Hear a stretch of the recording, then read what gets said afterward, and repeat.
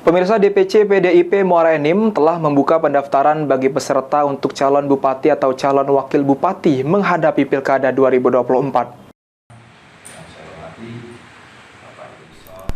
Menghadapi Pilkada 2024, Dewan Pimpinan Cabang PDIP Kabupaten Muara Enim membuka pendaftaran bagi bakal calon bupati dan bakal calon wakil bupati yang akan maju untuk bertarung menjadi bupati dan wakil bupati tahun 2024-2029 di Muara Enim.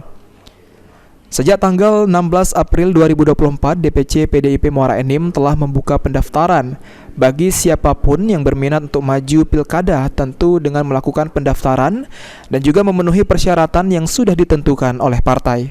Ahmad Imam Mahmudi selaku Sekretaris DPC PDIP Muara Enim menyampaikan, PDIP tidak membatasi siapa yang akan bisa maju menjadi calon bupati atau calon wakil bupati bersama PDIP.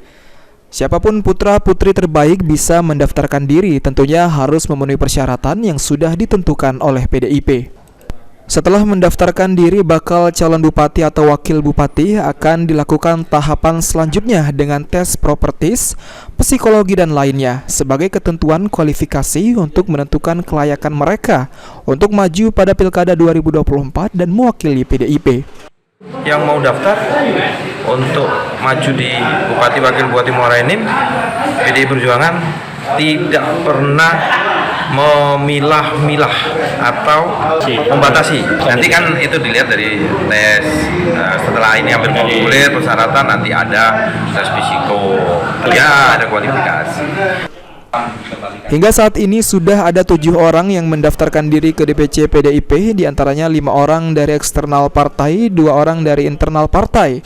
Dan juga terkabar satu nama Ahmad Rizali yang merupakan PJ Bupati Muara Enim saat ini. Dengan adanya 7 orang yang mendaftarkan diri untuk maju pilkada, dengan PDIP menandakan banyaknya minat para calon peserta pilkada yang ingin maju bersama PDIP dari wilayah Muara Enim.